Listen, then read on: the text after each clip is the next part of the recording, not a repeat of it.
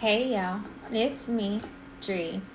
So right away, these oracle cards, they give us 3 emotional themes that we're going to watch unfold through the tarot.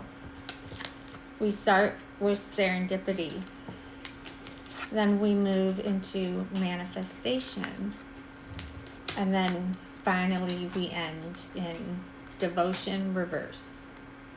So I'm already kind of curious.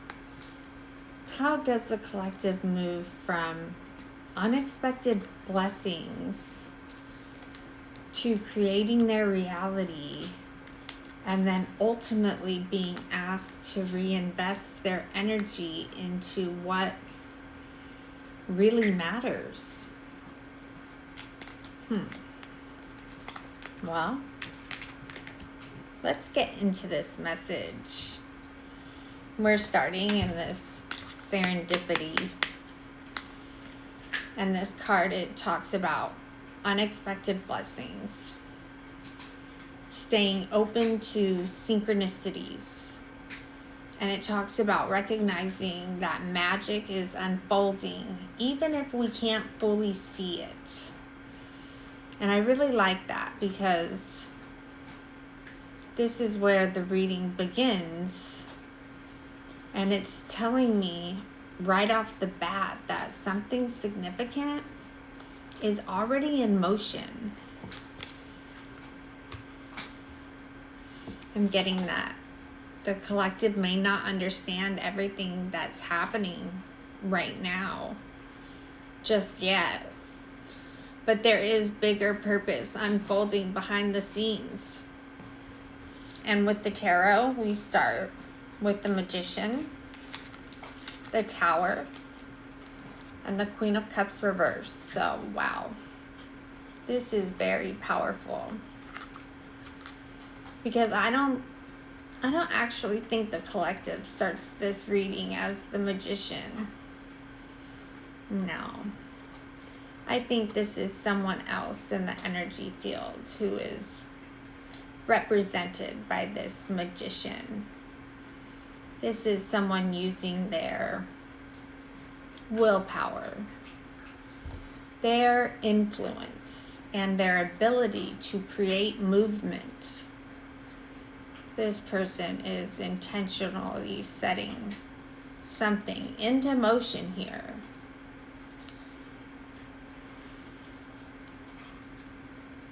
And whatever they have set into motion, well,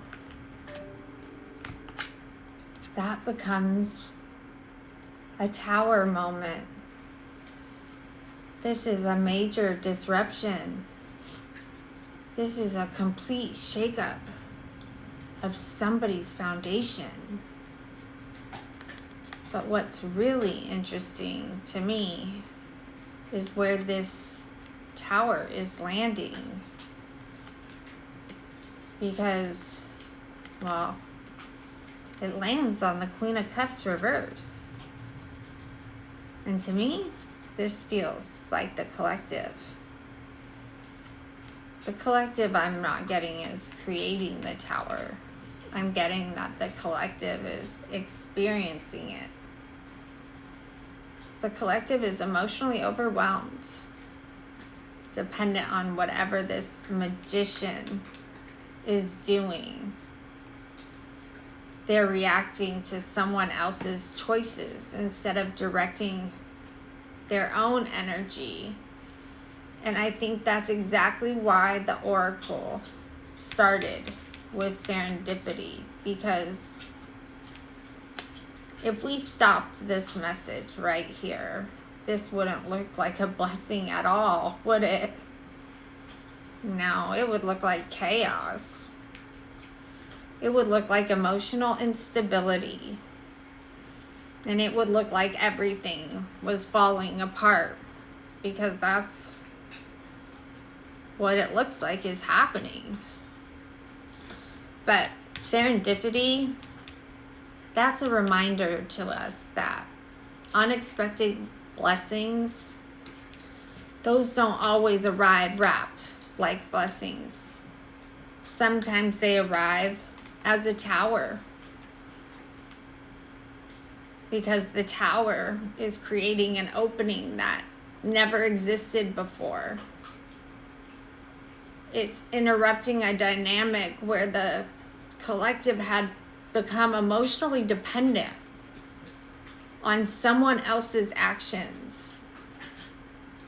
And even though the collective couldn't see it in the moment, this tower, this disruption, it was actually the beginning of something much, much bigger. Now let's see what happens after all this dust settles. We come into this manifestation, and this is where the energy shifts. So this card, it reminds us that our thoughts and emotions are actively shaping our reality. This card tells us to focus on what we want, not what we fear. To begin aligning ourselves with the future we're trying to create.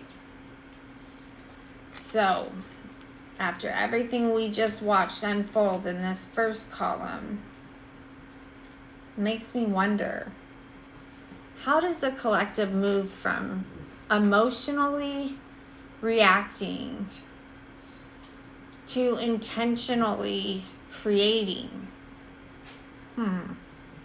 Let's see if the tarot has something to say.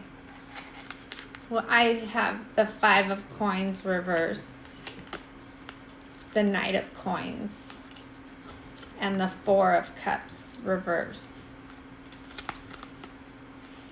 This is really a beautiful progression, because the collective starts in this 5 of Coins, or rather they were left this way. They're still feeling the effects of everything that happened over here in this first column. I'm getting there has been disappointment, loss, lack of support. This is like something valuable has slipped away, but instead of staying there,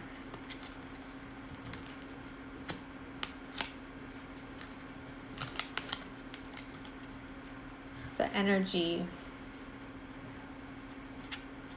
continues moving. The Knight of Coins, he's the slowest moving knight in the deck, but sometimes he's moving so slow he stops moving altogether, but regardless, he keeps at it. This is steady progress. This isn't someone rushing to the finish line. This is someone who has committed themselves to rebuilding one step at a time. They are focused, disciplined, consistent. I'm getting that the collective is no longer pouring their energy into this person that created the tower. Now they're investing it into themselves. And because they stay committed and because they stay on their path, well, they get to arrive at this 4 of Cups reverse. And I love this for the collective, because this is someone becoming emotionally available again. The collective is no longer staring at what they lost. They're beginning to notice what's in front of them. This is new opportunities, a new perspective, even a renewed willingness to engage with life again. And that's exactly what manifestation is asking the collective to do, because the first column showed us someone else directing the energy, but this center column, that changed it. Because this column shows the collective taking that power back. Not through force and not through revenge, but through consistency. Through continuing to build anyways. From making sure that no matter how slow they were moving, that they were still moving and that they were going forward. And eventually becoming emotionally open to everything that's now available because they refuse to stay in this 5 of coins. This really does feel like the turning point of the whole reading, because this is where the collective stops surviving what happened to them. This is where the collective starts creating whatever is coming next. And that leads us into this devotion reverse. And this devotion reverse is the final emotional theme here. This card, it says that emotional neglect may be straining relationships and to reinvest in what truly matters. And I actually think that's the perfect way to end this reading, because devotion, well, that's not about what captures our attention for a moment. No. Devotion is about what consistently receives our time, our effort, and our energy.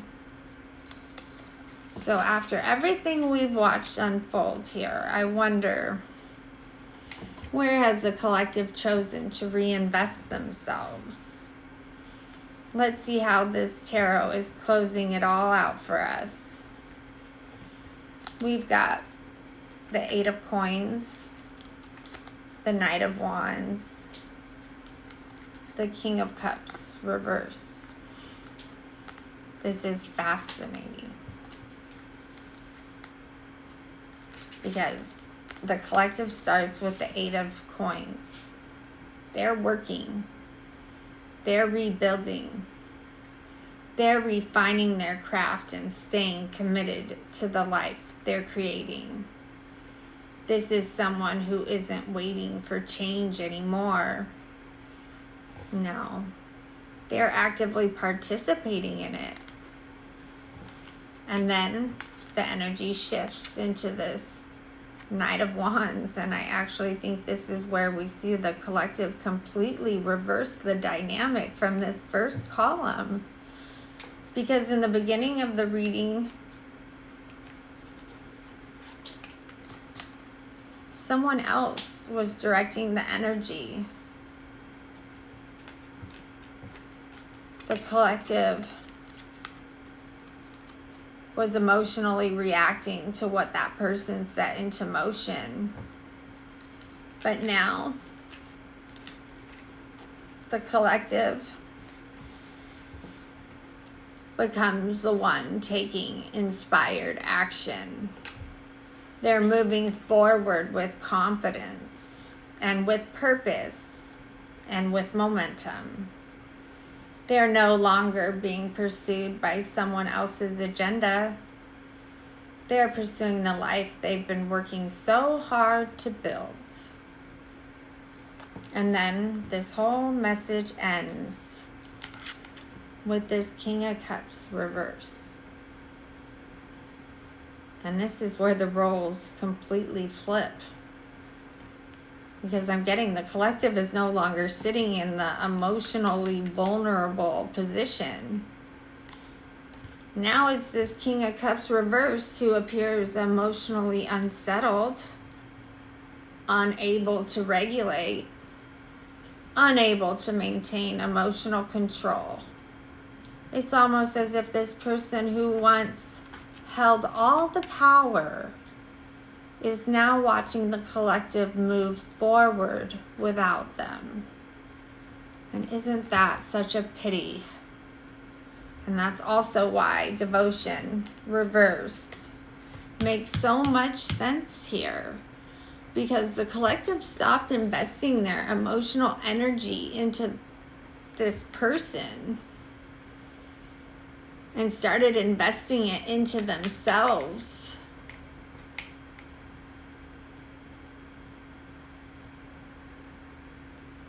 And that's where the power shifted, really.